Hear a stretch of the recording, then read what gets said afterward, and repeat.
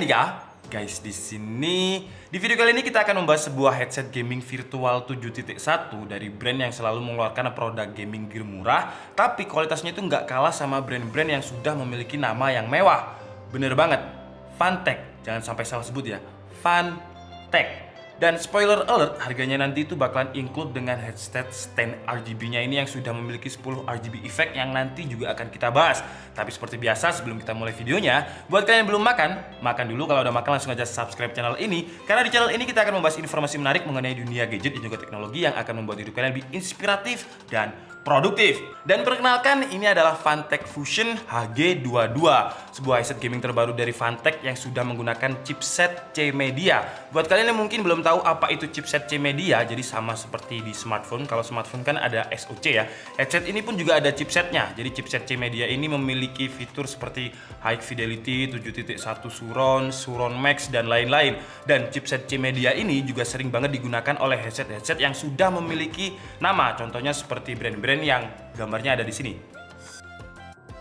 Kalau secara desain, menurut saya headset gaming dari Phanteks yang terbaru yang namanya Fusion HG22 ini adalah desain terbaik dari Phanteks yang pernah saya review. Karena desainnya ini simple dan gak terlalu bulky. Saya pernah nge-review yang Kapten 7.1 ini. Kalau kalian lihat kan desain earpadnya itu terlalu bulky. Kemudian saya juga udah pernah nge-review yang Hexagon HG21 ini. Dan menurut saya kalau kalian lihat kan earpadnya ini terlalu bulky ya. Jadi kalau kalian lihat yang Fusion ini lebih simple, kalau yang HG22 ini terlihat lebih bulky. Memang terlihat lebih gaming, tapi karena saya suka yang desain simple-simple, menurut saya Fusion HG22 ini sesuai lah kalau dengan preferensi saya. Dan di bagian belakang earpadnya, kalau kalian lihat, coba sebentar saya matikan dulu lampunya ya, biar kalian kelihatan. Jadi di bagian earpadnya ini ada kayak semacam lubang grill speaker, tapi sebenarnya headset ini tuh memiliki desain yang namanya adalah close back. Jadi bagian earpad belakang itu tertutupi. Jadi headset itu ada dua guys, ada dua macam kalau dari earpad ya, ada yang close back, ada yang open back. Nah, untuk Phanteks Fusion 22 ini close back, artinya earpad di bagian belakang ini tertutup. Ada keuntungan dan juga kerugian untuk masing-masing dari close back dan juga open back. Keuntungan dari headset yang memiliki earpad close back yang pertama adalah noise cancelling. Jadi udara dan juga suara noise itu tidak akan masuk ke telinga dan biasanya disebut dengan noise cancelling. Jadi kalau misalkan kalian di pesawat kemudian menggunakan headset, di pesawat itu kan suara noise-nya itu kenceng banget ya. Jadi kalau kalian pakai headset yang earpadnya close back seperti ini, itu suara-suara noise itu bakalan ke filter dengan baik. Tapi kekurangannya untuk yang close back seperti ini karena dia tidak ada udara yang masuk. Jadi kalau dipakai terlalu lama itu telinga bakalan kerasa lebih hangat. Nah, bedanya kalau yang open back itu earpadnya ada kayak semacam bolong-bolong gitulah. Kemudian ada aliran udara yang masuk. Tapi kekurangannya itu tadi noise cancellingnya buruk. Jadi kalau digunakan di tempat yang rame, mungkin di warnet. Kayaknya kalau semua warnet itu harusnya pakai headset yang close back ya.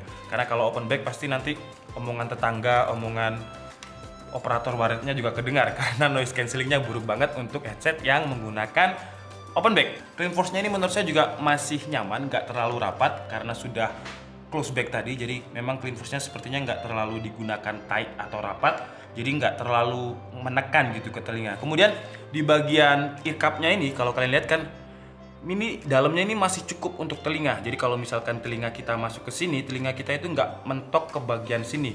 Karena ada headset yang telinga saya itu mentok ke bagian ear cup-nya, ear cup bagian dalam. Jadi kayak semakin gerah gitu. Kalau ini nggak, atau telinga saya yang terlalu tipis, jadi misalkan dipasang seperti ini, telinganya itu nggak mentok ke bagian ear cup bagian dalam.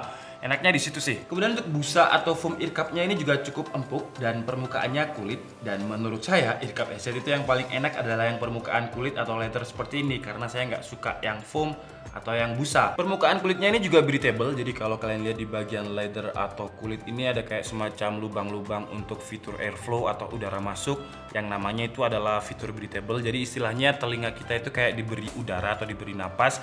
Karena kalau misalkan ditutup gitu aja kan nggak ada kayak udara masuk, pasti akan gerah banget.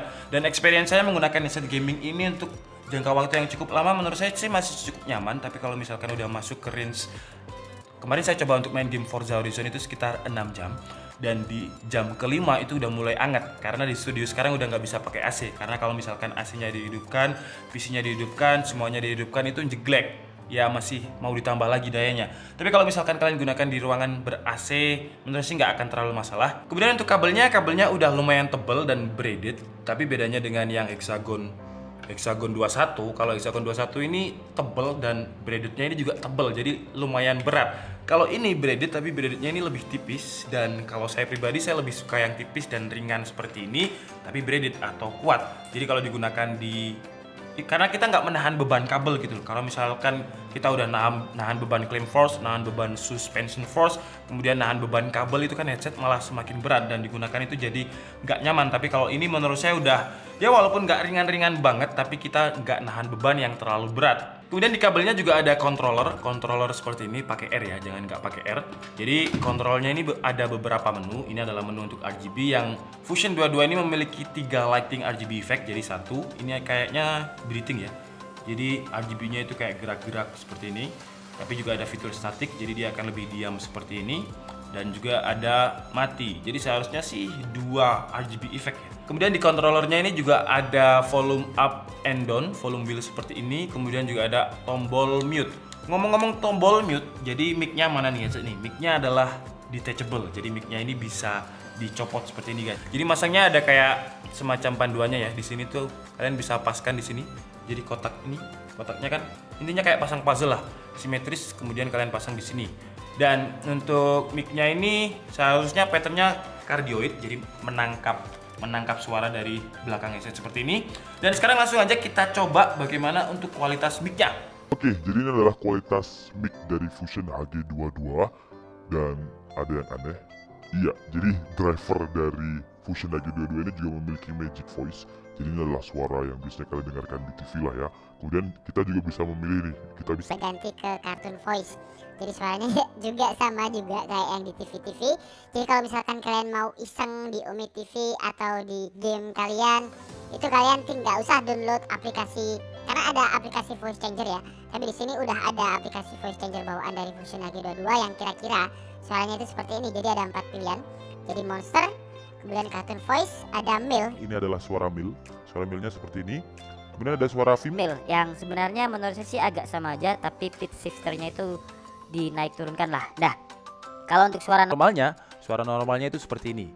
Dan menurut saya suaranya sih masih cukup oke.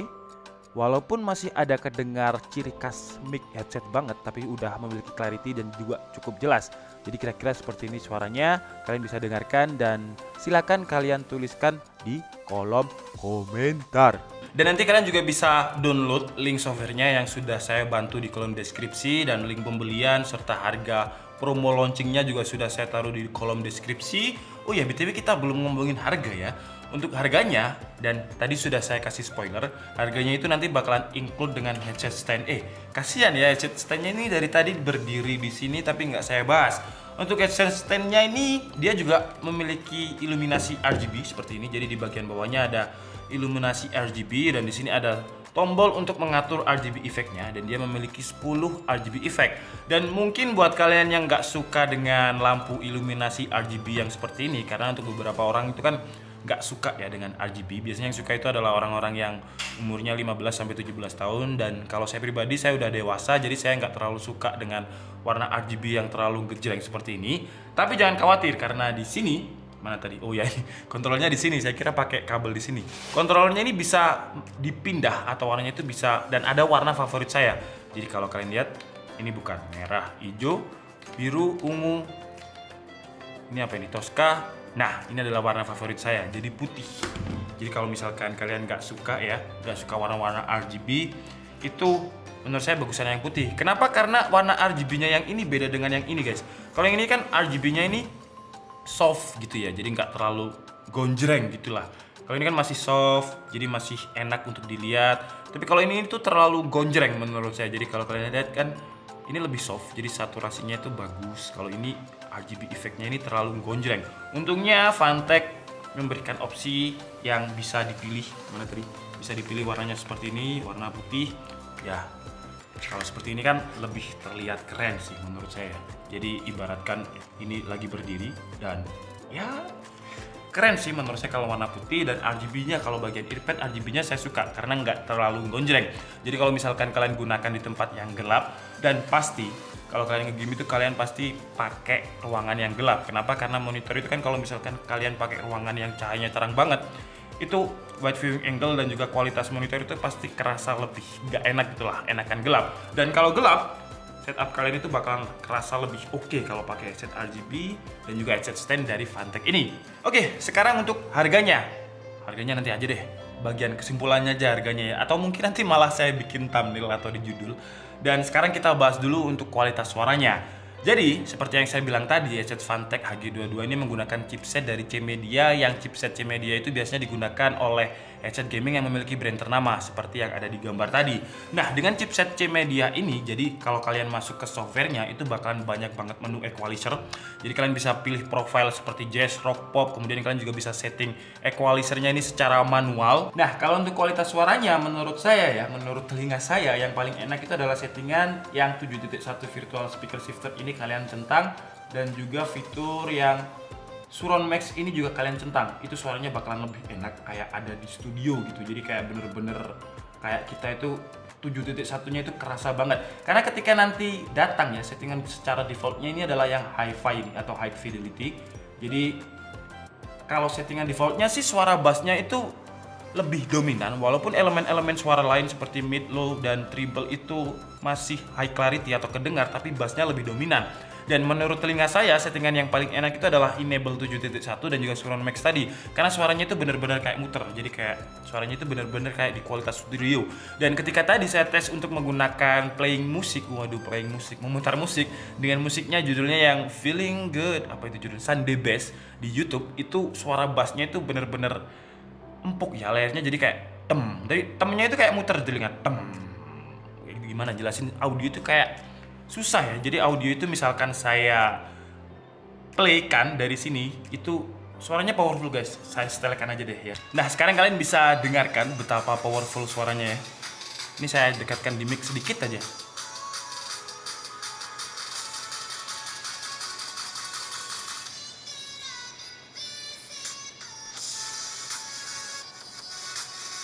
Nah, tapi kalau audio ini kan dijelaskan agak kompleks ya. Jadi kalau saya jelaskan, itu pertama tergantung dari audio kalian, speaker kalian. Jadi kalau speaker kalian itu gembret atau speaker kalian rusak, ya nanti speaker outnya itu nggak bakalan sama dengan apa yang saya jelaskan. Jadi kalau saya jelaskan, kualitas suaranya itu seperti ini.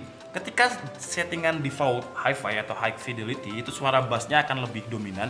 Jadi kadang itu sampai tapi masih bassnya itu masih berlayer. Jadi kayak empuk gitu Mas Yan. Tapi kalau settingannya yang dari C-Media tadi, yang enable 7.1 itu kalian aktifkan dan juga surround max-nya kalian aktifkan, itu menurut saya adalah settingan yang paling bagus karena kalian kayak ngerasa di bioskop. Jadi kualitas studio itu suaranya itu kayak bener-bener muter. Karena biasanya headset gaming 7.1 virtual ya, virtual yang saya review itu kalau misalkan saya aktifkan 7.1-nya, dia itu kayak semacam cuman amplifier. Jadi ketika diaktifkan itu kayak cuman suaranya bakalan bassnya itu bakalan lebih powerful gitu aja biasanya. Tapi kalau ini 7.1-nya beda. Jadi 7.1-nya itu kayak bener-bener kualitas studionya itu ada. Jadi kayak ada, kalau kalian dengarkan sambil merem gitu ya, itu kayak muter gitu. Kalau digunakan untuk bermain game, enaknya memang stepnya gak kayak kalau misalkan yang Hexagon ini kan dia kayak cuma nambah bass gitu ya kalau 7.1-nya diaktifkan. Tapi kalau ini enggak, jadi step itu kayak dari jarak berapa gitu, kayak misal nih, ini lu jelasinnya susah ya.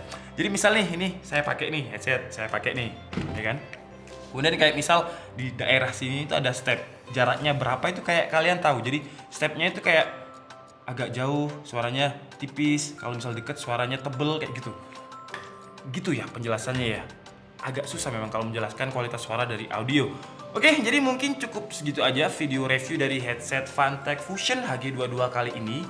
Dan harganya, nah sekarang harganya nih, entah nanti saya kasih di thumbnail atau judul, tapi harganya ini include sama headset standnya adalah 532.000.